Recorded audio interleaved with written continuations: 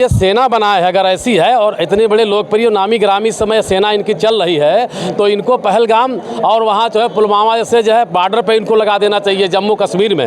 ये भारत सरकार उनसे सेवा ले अगर इतने ये बहादुर हैं। और बाकी इनका जो ये कुकृत्य कर रहे लोग उनको जेल भेजना चाहिए खुलेआम। ये हीनियस क्राइम में आता है। मतलब उस दिन जैसे अटेम्प्ट टू मर्डर की श्रेणी में था वो, क्या किया इन लोगों ने? कोई मुकदमा दर्ज हुआ? कोई आदमी बंद हुआ? मुकदमा हुआ था तुरंत? नहीं, कोई मुकदमा वो कोई मतलब नहीं, उसको खत्म कर दिया। तो अभी और कोई होता तो जेल में चढ़ता, उस पर एनएसए लगता कि नहीं लगता? लेकिन करनी सेना फिर भी वही कह रही कि जब तक माफी नहीं मांगेंगे ऐसे हमले और ऐसे होता रहेगा। देखो उन्होंने कोई गलती नहीं की, ये लोग लगातार गलतियां कर रहे हैं। माननीय राष्ट्रीय अध्यक्ष समाजवादी पार्टी के अखिलेश यादव जी को जान से मारने कोई धमकी दे रहा, कोई सांसद पर हमला कर चुका है। ये सब क्या कर रहे हैं ये लोग उल्टे बताते हैं माफ़ी मांगो। गलत वो लोग कर रहे हैं और माफ़ी मांगने की इनसे बात करते हैं। इतिहास में मैं बता रहा हूँ, आल्हा उदल से लेकर के कहीं भी किसी पार्ट पर आप जाइए, तमाम चीज़ें ऐसी आएंगी कि उसमें कुछ इस तरह की बातें आएंगी है कि हजार साल पहले की बातें, 700-800 साल की पहले की बातें। अगर कोई इतिहास में लिखी बात का जो है वो कोई रिकॉर्डिंग है कहीं किसी अभिलेख में और वो कर रहा संसद में, तो आप उसका काउंटर वहाँ करिए, उसका रिजवाइंडर आएगा। अब आप उसको जो है आप उस पर अटेम्प्ट क्रिमिनल कर रहे हो, तो ये गलत है ना।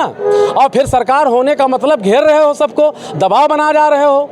और यही सब बाबा साहब के संविधान में ये नहीं होना चाहिए था और आज ये लोग कर रहे हैं। लगातार ऐसे हमले हो रहा है, आगे भी हमले होने की बात कही जा रही है। तो समाजवादी पार्टी के लोग कैसे लड़ाई लड़ेंगे? करनी सेना से हो या योगी सरकार से? ये करनी सेना सब कहती रहेंगी। अगर समाजवादी पार्टी के लोग अपने पे आ गए, अभी तो माननीय राष्ट्रीय अध्यक्ष जी का कोई इस तरह की इशारा नहीं है, अगर जरा सुनका हुआ कि इनको ठीक कर दो, तो ये सब समाजवादी पार्टी के लोग इतनी बाहुल्यता में हैं, 90% लोगों का भावनाएं जो है आज आहत हैं। जो ये कर रही है भाजपा समर्थित सेना, ये जो कर रही है इसके खिलाफ क्रोध है। 90% के अंदर क्रोध है ये कि सांसद जा रहा, टार फेंका, रोक लिया, आप उसको उनको जान से मार देने का काम कर रहे हो और सब देख रहा है। आज वीडियो में हर आदमी देख रहा है और सरकार चुप है उस पर। तो क्या है, ये 27 में इसका बदला इनसे सब समाज ले लेगा। ऐसा नहीं है, करनी सेना के जिन जाति के लोग हैं क्या अखिलेश यादव जी के साथ नहीं है? सब लोग हैं। समाजवादी पार्टी में ठाकुर भी है, ब्राह्मण भी है, वैश्य भी है, शूद्र, पूछिए कौन नहीं है।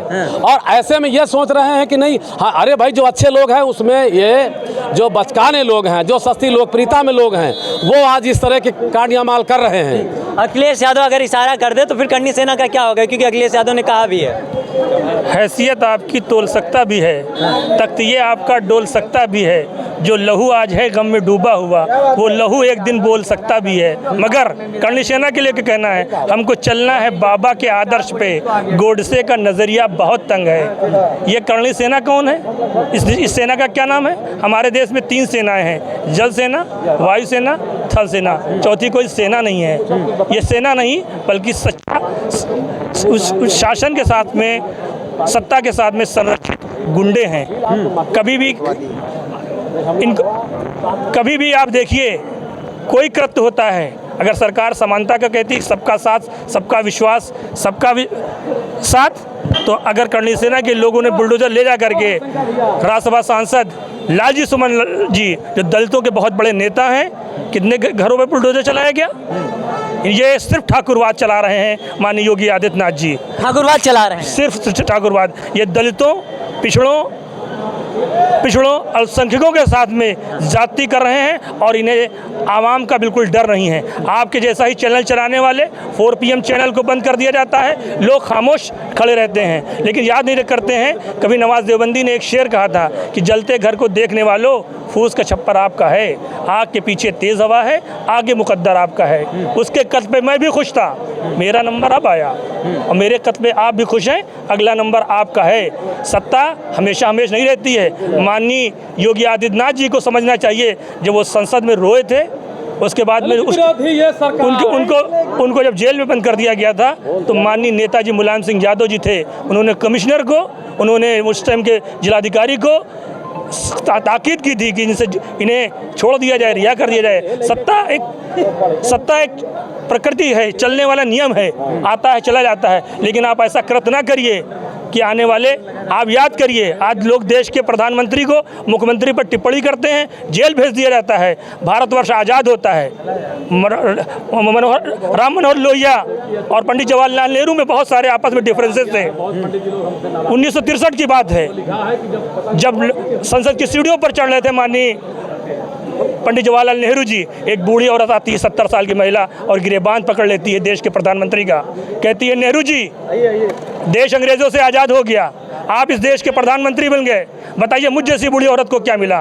वो पंडित जवाहरलाल नेहरू का जो जवाब है वो इतिहास के अक्षरों में लिखा जाना चाहिए। उन्होंने कहा, माता जी आज आपको इस देश के प्रधानमंत्री का गिरेबान पकड़ने का अधिकार मिला है। आज लोग सिर्फ ट्विटर पर, सोशल मीडिया पर, व्हाट्सएप पर सिर्फ टिप्पणी कर देते हैं, उन पर NSA लगा दिया जाता है, देशद्रोह लिखा जाता है। आपके जैसे वीरू भाई के जैसे न जाने कितने नौजवान जेलों के अंदर बंद हैं, हम लोग उनकी बेलें करा रहे हैं। कानून का एक विद्यार्थी होने के नाते हम लोग लॉ एंड ऑर्डर चाहते हैं मेंटेन रहे। और ये करणी सेना, ये जितनी भी सेनाएँ हैं इस तरीके की, जो इस देश में जो बना हुआ माहौल है, ये दुरंगी सियासत नहीं चाहती, हम में तुम में मोहब्बत नहीं चाहती, आओ हम दोनों मिलकर रहें प्यार से, बस यही तो हुकूमत नहीं चाहती, बस यही तो हुकूमत नहीं चाहती कि हिंदू मुस्लिम लड़ें और लड़ते रहें। इस सियासत का अपना यही ढंग है, फिर बताओ भला किस लिए जंग है। आमने सामने रूबरू चीख कर पूछता है तिलक से वजू चीख कर, जब तेरा और मेरा एक ही रंग है, फिर बताओ भला किस लिए जंग है, बताओ भला बहुत किस लिए रंग है। बहुत बहुत शुक्रिया। ये लड़ाई कब तक चलती रहेगी, क्योंकि लगातार ऐसा हो रहा है कि आगे भी ऐसे हमले होते रहेंगे अगर रामजी लाल सुमन माफ़ी नहीं मांगेंगे। देखिए ऐसा है कि इतिहास को हम आप सब पढ़ते हैं, जो लिखा है इतिहासों में उसी को बोला जा रहा है ना। संसद के अंदर जो भी लाल जी सुमन ने बोला, वो जो इतिहास में लिखा था वही बोला। अगर आपके नेता को गोली मार देने की बात कर दी जा रही है, घुटने पर लाने की बात कर दी जा रही है। देखिए ऐसा है, सत्ता संरक्षण में जो लोग हैं और सत्ता का पूरा उनको जो है वो मिल रहा है, संरक्षण मिल रहा है, तो वो गोली नहीं, वो जो चाहेंगे वो बोलेंगे और उन पर कोई कानूनी कार्रवाई नहीं की जाएगी। अगर कानूनी कार्रवाई की जाती तो आज हम लोग यहाँ जो ज्ञापन लेकर के आए हैं शायद ना आए होते। अगर योगी आदित्यनाथ जी कार्रवाई कर रहे होते तो हम लोग यहाँ आज ना आए होते। लेकिन अगर हमारे ज्ञापन देने के बावजूद भी वो लोग होश में नहीं आते हैं तो आगे इससे बड़ा आंदोलन होगा। राष्ट्रीय अध्यक्ष जी के निर्देश का आदेश हम लोग मानने के लिए तैयार खड़े हैं। समाजवादी पार्टी के लोग अब कैसे और कब तक ये लड़ाई लड़ते रहेंगे, क्योंकि करणी सेना के लोग लगातार कह रहे हैं अगर माफ़ी नहीं मांगेंगे तो ऐसे हमले होते रहेंगे। समाजवादी पार्टी और समाजवादी विचारधारा आज कोई नई ना विचारधारा है और ना ही कोई नई पार्टी। समाजवाद का इंकलाब बुलंद करने वाले भगत सिंह, तत्पश्चात डॉक्टर राम मनोहर लोहिया जैसे सरीखे नेता और उनके पग चिन्हों पर चल करके आदरणीय नेता, श्रद्धेय नेता मुलायम सिंह यादव जी, जो समाजवाद को और समाजवादी पार्टी को यहाँ तक लेकर के आए। जेपी लोक बंधु राजनारायण सरीखे नेता, मधु मिलिए जैसे नेता, जिन्होंने समाजवाद की जड़ों को सींचा है और समाजवाद की जड़ों को सींच करके उन्होंने एक पौधा दिया था आदरणीय श्रद्धेय नेताजी के हाथ में, और नेताजी ने उस पौधे को बट वृक्ष बना करके उसकी ये तमाम शाखाएं आज जो आपको लाल टोपी, लाल शर्ट और लाल हरा झंडा लिए हाथों में नीली तख्तियां लिए दिख रही हैं, ये समाजवादी पार्टी की कोई शाखा है, कोई टहनी है, कोई पत्ता है, कोई फल है।